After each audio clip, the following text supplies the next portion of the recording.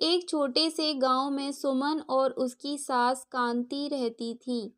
सुमन एक समझदार और आत्मनिर्भर लड़की थी, जबकि कांति एक पारंपरिक महिला थी। दोनों के बीच अक्सर छोटे-मोटे विवाद होते रहते थे, क्योंकि कांति चाहती थी कि सुमन घर के सभी काम पूरी तरह से पारंपरिक तरीके से करे, जबकि सुमन आधुनिक सोच रखती थी। सुमन का पति अर्जुन दोनों के बीच की कड़वाहट को खत्म करने की कोशिश करता था, लेकिन हर बार वह असफल रहता। कांति को लगता था कि सुमन उसकी सलाह नहीं मानती और सुमन को लगता कि कांति उसकी स्वतंत्रता में दखल देती हैं। एक दिन अर्जुन को कॉलेज में एक महत्वपूर्ण परीक्षा देनी थी, लेकिन उसे पढ़ाई करने का समय नहीं मिल पा रहा था। सुमन ने उसे समझाया कि उसे इस परीक्षा के लिए अच्छे से तैयारी करनी चाहिए। कांति ने सोचा कि पढ़ाई की बजाय घर के काम करना ज़्यादा जरूरी है।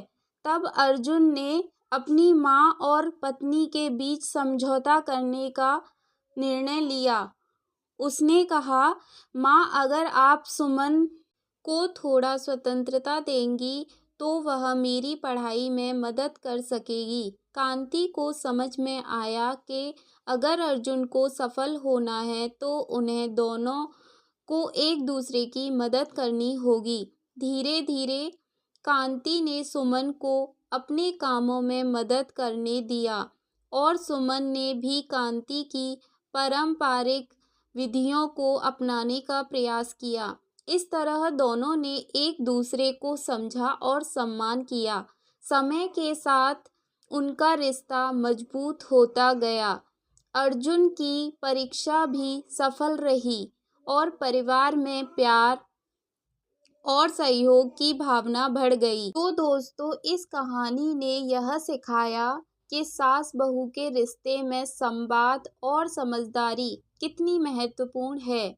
जब हम एक दूसरे की भावनाओं को समझते हैं तो मुश्किलें आसानी से सुलझ जाती हैं।